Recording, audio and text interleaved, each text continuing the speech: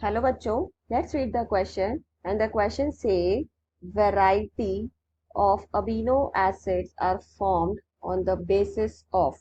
So options A given है position of hydroxyl group, B position of carboxyl group, C position of hydrogen and D nature of R group. So अब इनका हम की concept समझते हैं इस question को सॉल्व करने के लिए.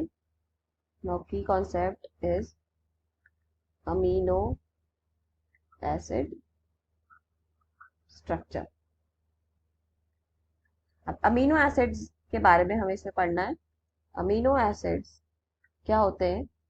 दे are building block of proteins. ना बिल्डिंग ब्लॉक ऑफ प्रोटीन्स हैं, दैट मीन्स अमीनो एसिड से हमारे पूरे प्रोटीन ग्रुप बनते हैं. अब अमीनो एसिड का जो स्ट्रक्चर है उसमें दो नाम है, अमीनो ग्रुप और एसिडिक ग्रुप. अमीनो ग्रुप का मतलब है NH2 एंड एसिडिक का मतलब है यहाँ पे COH ग्रुप. तो अगर हम इसके स्ट्रक्चर की बात करते हैं, so see the structure of amino acid.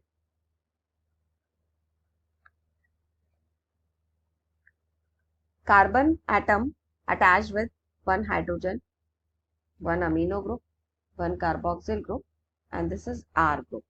This is the variable group. Now ये variable group जो है इसका नेचर अलग अलग हो सकता है. ओके, तो ये जो वेरिएबल नेचर है, it can be methyl group, it can be any sulphur group, it can be any basic group. So variable जो है, वेरिएबल वही अमीनो एसिड की कैटेगरी को या टाइप्स को या वैरायटी को ही डिफाइन करता है. सो वेरिएबल मतलब जो आर है, आर वेरिएबल को. सो दिस इसका जो नेचर है, द नेचर ऑफ वेरिएबल, इधर it will be the acidic, ये एसिडिक भी हो सकता है, ये कोई बेसिक ग्रुप भी हो सकता है, कोई न्यूट्रल ग्रुप भी हो सकता है. Okay, anything.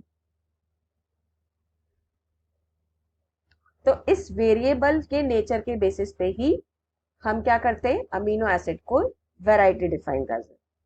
So on basis of variable nature,